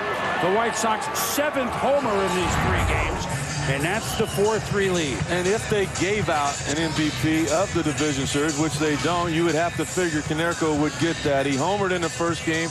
He got a hit in the second game. He homers again this afternoon. That's the end of the night for El Duque. I mean, even though he's telling Ozzie he's still got a little bit left, Ozzie said, you know what, you give me more than I could have even hoped for. Well, that means the 24-year-old Bobby Jenks will be on to try to finish this thing up. Well, you see Hermanson walking around, and there's Kotz, but Jenks have been up. Meanwhile, the closer, as it became as the season played out for Boston, Mike Timlin is in here in the 9th. Led the league in appearances, set a Red Sox record as he was on the hill on Sunday for the last out. 81 appearances, a new team record. He's been a workhorse his entire career. Long time ago, won world championships with the Blue Jays, and here he is in Boston. You want me to set up? Do you want me to close? What do you want me to do? Give me the ball. That's what he does. A.J. Pierzynski, Joe Crede, Juan Uribe to hit in the ninth. But really what you want to know about is the Boston ninth, which will be Graffanino, Damon, Brent Doria, and due up fourth, David Ortiz, if somebody can get on. Now Tony will lead it off. He certainly would love to get another crack at it. New first baseman, by the way, Kevin Millar, since Olerud was pinch run for. Pierzynski hits this one. It's a scraper. AJ's going to try for two and get there. So A.J. Pierzynski with 2 homers ruined the Sox in game 1. And he hits a double. A.J. staying with his opposite field swing. And like I said, what you watch his follow through there. You see how in control he is. You see how his head's not moving. He's just getting that bat through the zone. Sitting back. It's what we call locked in. I don't think we're going to see a sacrifice here, though, Boomer. And I'll tell you why. The last 3 times Ozzie Guillen has asked Crede to do it, he's gotten hit. He's gotten drilled. He got hit on the hand, and the last time that took him out. I think you might just let him try to hit the ball the opposite side. He's going to bunt again. How about Pierzynski? 4 for 9, but some of the most impressive things that he did, we told you about the 2 homers, was moving runners over. We saw it today. We saw it in a big situation in game 2. You said it, son. He raised his game. He impressed, huh, Mike? Well, that's big. And having to catch the game as well. Yes, oh, by the way. He's working overtime.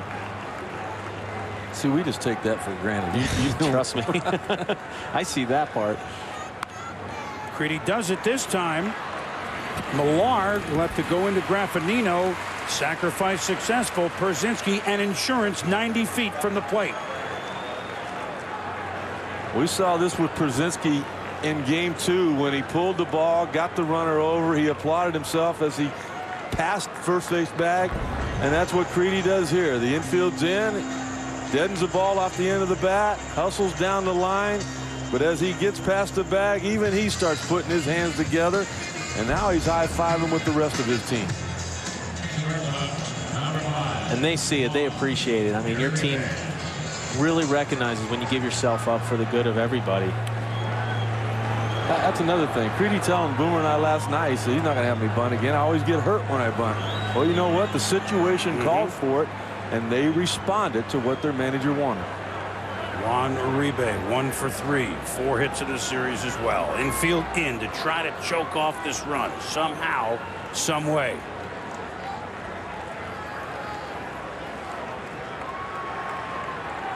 Boy, when you're in infield, you know the guy's hacking away. That's look for that mouth guard. And here as well, I mean, this situation, Timlin right away is going to try to expand the strike zone. He's got an aggressive hitter at the plate. Nibble a little bit, come off the edges. That was a borderline pitch out there. I think they may be thinking another bunt attempt here from Uribe.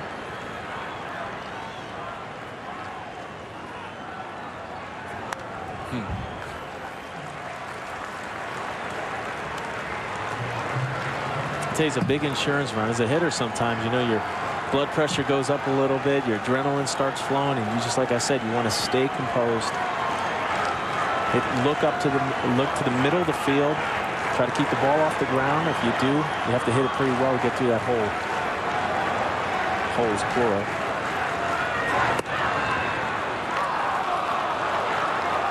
Two and one. Pierzynski faking like he was going there. I think that's what caused Timlin to pull that ball out of the zone. What we did a lot of times, Mike, you know, you doing it as a catcher, you give something away. You know, a fastball slider doesn't matter, but if you see the runner take off or you hear the third baseman holler, there he goes, you get it out there where he can't reach it. Here he comes. Here it is. Timlin will try it. Safe.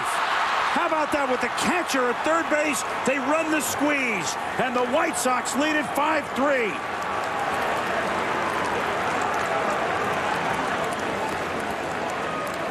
How about that?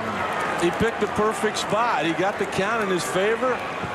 He got a breaking ball that was up that he could handle. Pierzynski, look at that. I mean, that's a great job. He didn't give it away. The pitch before, he faked like he was going to go. He got Timlin to throw a ball. That time, it wasn't a fake. It was the real thing.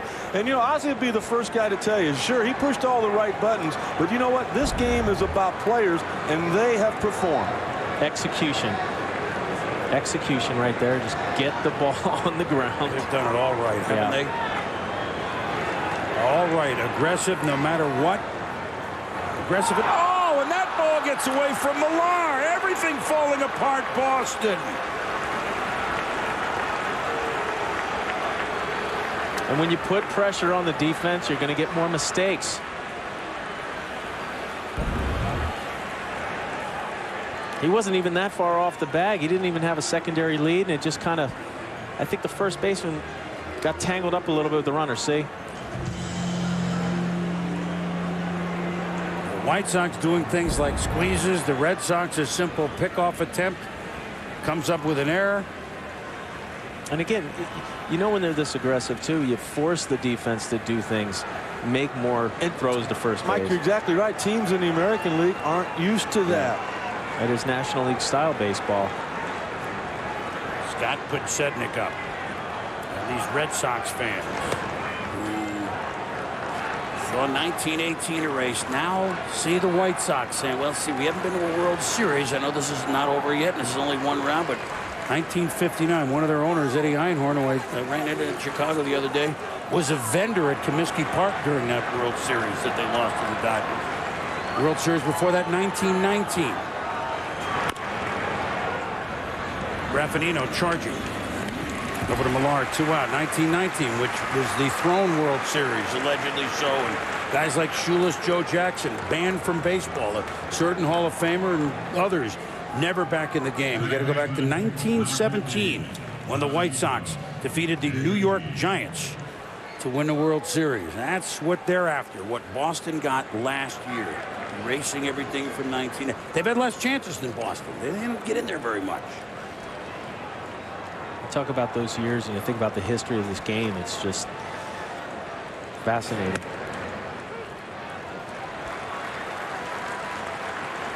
Well, what a huge run that is. Yeah. Picked up in the top of the ninth. A 1-run deficit, the bottom of the ninth. That's no big deal in an elimination game from the Boston Red Sox. They were in that same position last year. And the White Sox don't have Mariano Rivera down there. That's what they had to come back off of against the Yankees. They did, and we know the rest. That second run right now, though, that is a huge cushion for Big Bobby Jenks. Not to mention the runner at third, a potential third run. But remember, Big Papi due up fourth. If somebody gets on, if someone can do it, it would be Ortiz. Iguchi strikes out. The Boston Red Sox down to their last gasp to defend their championship. They'll face the youngster Jenks in the bottom of the ninth.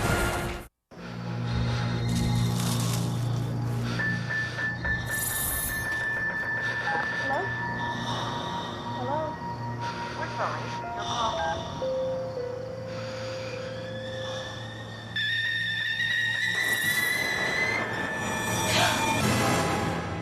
Awesome. Hockey's back. Welcome back, hockey. Rated E10 for ages 10 and up. EA Sports. It's in the game. This night of suspense brought to you by Eclipse Gum. What? Hello? Dead Onion says what? What? Oh! Eclipse Gum. When we find bad breath, we kill it. These gardens have the most exquisite Venus flight. Oh, he likes you. Go where you want with Drive Free at Avis. Did you know this geyser has 16,000 pounds of water pressure? 16,500, son! Now rent 3 times and get a free weekend on us. Find our lowest prices at avis.com. Pleased to meet you. What's the matter, Henry? That's my father. You told me your father was dead. He is dead. That's him walking out the door. Do you know how to contact your son? I spoke to him morning less than an hour ago. He's been dead for months. You're seeing things that don't make any sense. What if there came a time when the world of the living Henry? and the world of the dead You just call me Henry. became one? What's happening to us? Yes, Henry. I need some answers. Stay. Rated R. October 21st. Only in theater. In New York at Yankee Stadium, they're pulling the tarp off. Let's play ball in about a half an hour on ESPN. Randy Johnson and the Yankees go up against the Angels. Paul Bird has started. That series knotted at 1. John and Joe and company and Sam on the call. Meanwhile, the Red Sox gave up a huge run to the White Sox here in the top of the 9th. And this dream of 12 months, this unbelievable story that will be told for generations here in New England, the reign of champion. It took 86 years to get 1, and it may take 1 inning to end the hope of 2. Curt Schilling would go tomorrow. We never saw him in this series. And now the White Sox have had the relief of El Duque. They go from a senior citizen or a senior citizen to a 24-year-old gentleman, Bobby Jenks, who was in Double-A up until July. Now here he is, a 2-out save in game 2. Sut trying for a 1-inning save here in game number 3. Chicago might not have seen Schilling up to this point, but the Red Sox saw enough of this guy in game 2. Well, you point out the guy that tagged him is the fellow at the plate in game 2, Tony Graffanino. He hit the double off of Jenks.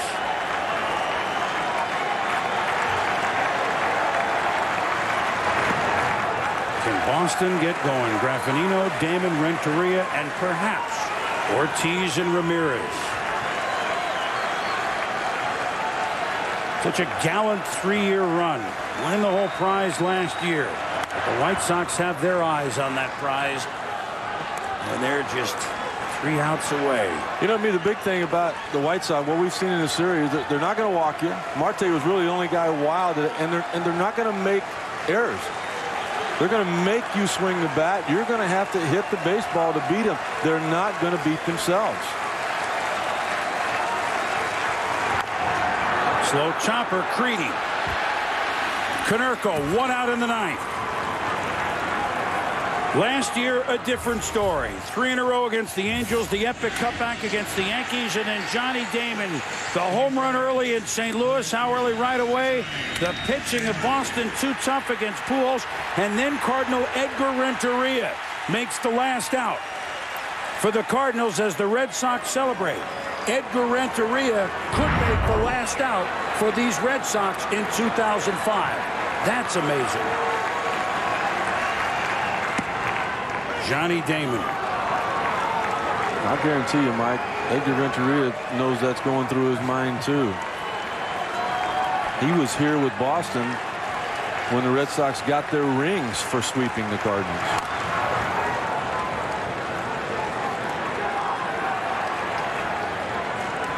So tough when you have a closer like this with great stuff. Well, you really don't know much about him, although they saw him. So tough to hit. You want to get a walk. You want a spark. You need a spark. You need base runners. Try and get to the big guys.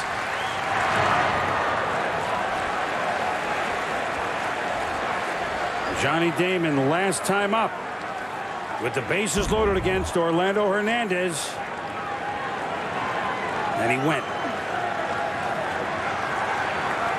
The Chicago White Sox this year 62-33 in games decided by 1 or 2 runs. He waved at that one, and now it is Renteria. That's the last Red Sox hope.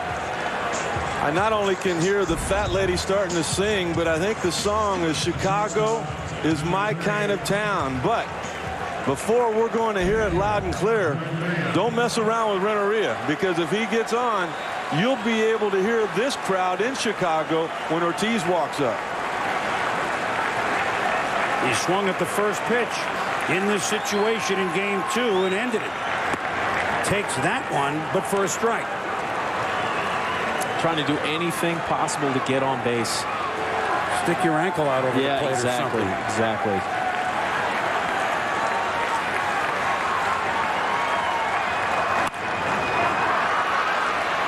Iguchi, Konerko. The Red Sox dream to repeat is over, and the Chicago White Sox have come into Fenway Park and completed a sweep here in the AL Division Series.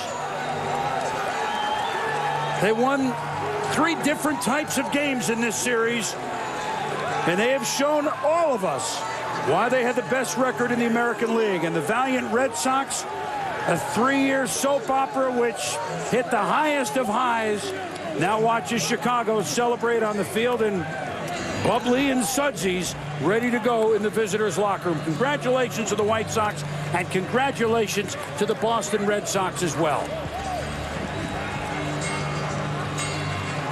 They got a manager that's doing everything in the world right in Ozzie Guillen, and to me, what has not been known until now, they have got the deepest bullpen by far of any team that's in the postseason right now. You can add El Duque to the mix of what already was solid.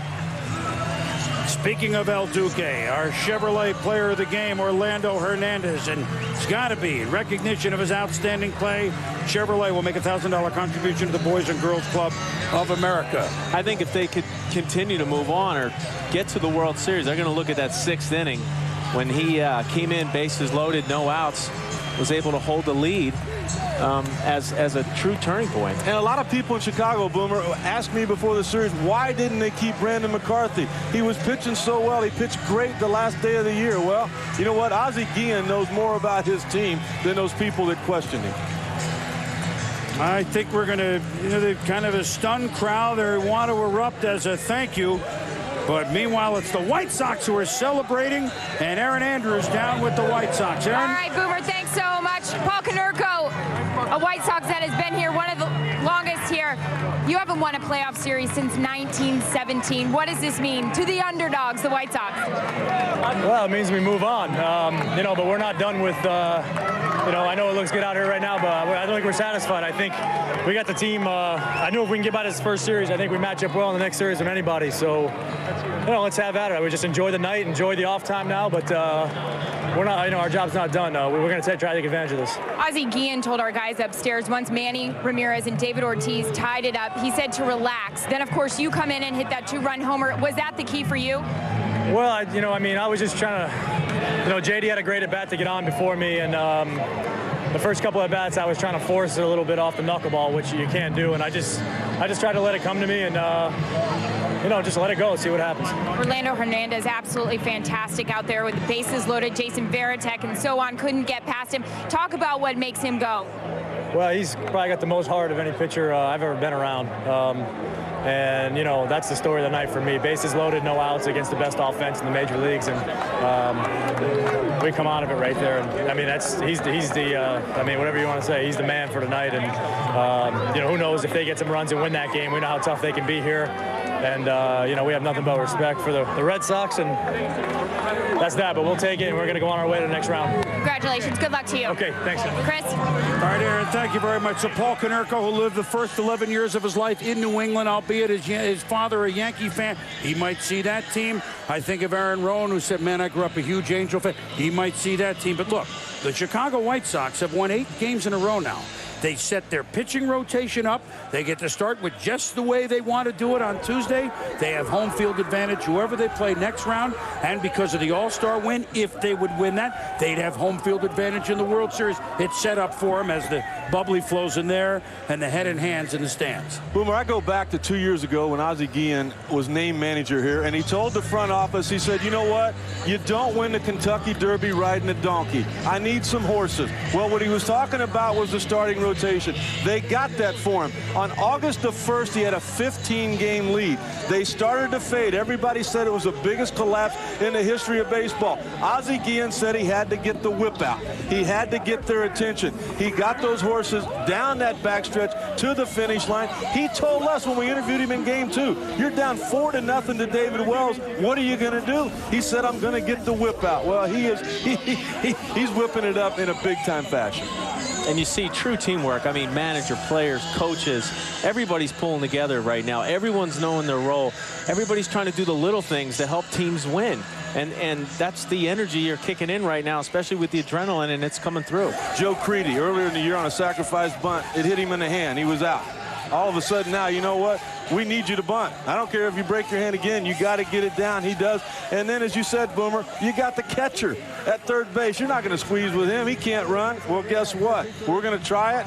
It worked. Uribe got the bunt down. They had the cushion.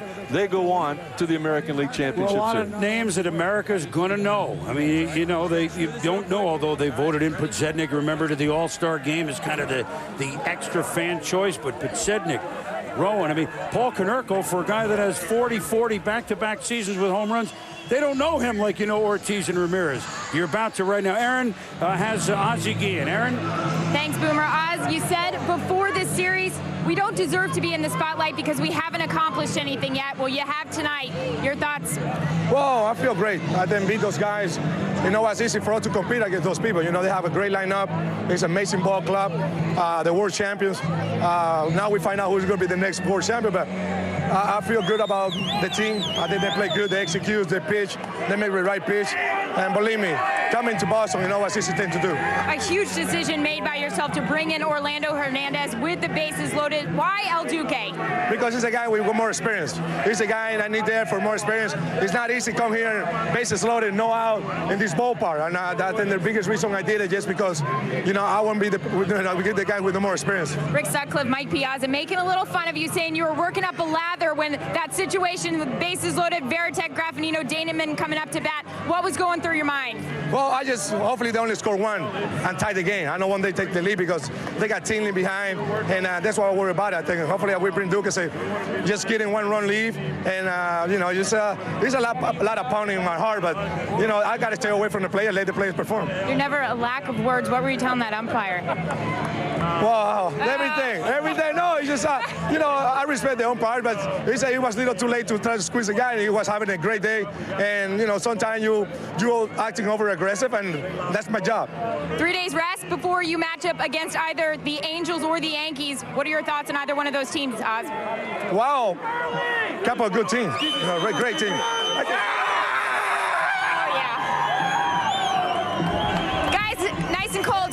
Send it up to you. The party on in Chicago East, which would be Boston. By the way, you saw the gentleman behind. That was the general manager, Ken Williams. Another name that maybe some don't know, but they put themselves in a pretty impressive ball club and a pretty darn impressive job against the Red Sox. More from Fenway when we return. Think you can handle Chad Johnson one-on-one? Aren't you standing a little too close? Well, now you can bring Chad into your home with Fathead. I'm a fathead? You calling me a fathead? Like Chad, Fathead is big and bold with just a bit of attitude. Just peel and place in any home or office. Now that was cool. Fathead wall graphics are classic collectibles made for true fans only. You're gonna want one of these. Fathead can take a hit, too. Printed on strong, durable vinyl, you can move Fathead over and over without damaging walls. Fathead. Go big, go real. Too big and real for retail stores? Just visit Fathead.com to find all of your favorite Fathead teams and players. Officially licensed by the National Football League and Players, Inc. Favre, Manning, Vick, Brady, Urlacher, and Chad Johnson. Don't I look good? Visit Fathead.com and let Fathead take over your room. Hey, I'm a fathead. Microsoft. Networks don't talk about it. Government can't tax it. But sports betting is a $200 million a year business. I'm in. This fall. 10-2, 85% weekend. Man, I'm proud of you. If you want to be a winner, We're starting to roll here, man. you've got to get in the game. There might be businesses you could make more than $2 million in a weekend, but where else you gonna have this much fun? It's the greatest high in the world. 2 for the money. Winning's a funny thing. Rated R. Now playing in theaters everywhere. Randy Johnson making the slow walk in. You can see him and the Yankees challenge the Angels in a 1-1 series on ESPN at the top of the hour, 8 Eastern, 5 on the West Coast. Meanwhile, here in Chicago, Well, the party has just started in the visitors' locker room. It's been a long time between champagne pouring for the Chicago White Sox. 1917 to be exact. They haven't even won a postseason game until 1993. And so while Chicago now has some of the merriment experienced by Boston last year, look, I'm a native New Englander. I spent $1.25 and $1.50 many a time to sit out in the bleachers and watch the Red Sox of the 70s and the 80s, etc. What that meant here to New England and what they have done. I heard of 2 and 3 months later of sons going out to have a shot with their grandfather in the cemetery in December, who was a Red Sox fan, and drawing families together, and maybe those that hadn't even talked to each other for a while, all because the Red Sox won. That now is a chance for White Sox fans. But to these Red Sox who lost here, a thank you from a whole region. There's no other way to put it. Well, I know 2 things. One, it's been a long time since you paid for a ticket. 2, just like Ozzie Guillen got to do going into this series, Mike, his starting rotation, they are now 9-1 in their last 13 starts. He got to set it up going into this series. He's got 3 days now to get it set again for the next one. Yeah, what a great story as well. I mean, not as much sort of allure as the Curse of the Bay, but just as interesting and just as fascinating. What a story. Great sort of wave they're riding right now. The Curse of Shoeless Joe. Mike, we enjoyed this. My pleasure. Mike Piazza, wherever it is that you're going, we look forward to watching you and working with you again. Rick Sutcliffe, back again. You know what? 3 of the 4 years before this, you and I have called the division series, and we've had the winner. Just want to put that in White Sox fans' mind. We had the Red Sox last year, Marlins before. Hey, it's the White Sox moment. They're a hot team, and the dream of Boston has ended here on their home field at Fenway Park. This has been a presentation of ESPN, the worldwide leader in sports. Reese Davis will be next in the football studio. Don't forget, ESPN has the Yankees and the Angels at 8 o'clock. For all of our hardworking crew here at Fenway, it's a labor of love, just presenting baseball to you. Division Series, opening day, you name it. So for everybody here at Fenway, those names you don't know, for Aaron Andrews, for Mike Piazza, for Rick Sutcliffe, I'm Chris Berman. Thanks for watching. The White Sox have swept the Red Sox, and they are moving on with their dream. The Red Sox reign is over. To the football studio and Reese Davis. We moved from Boston to East Hartford, Connecticut.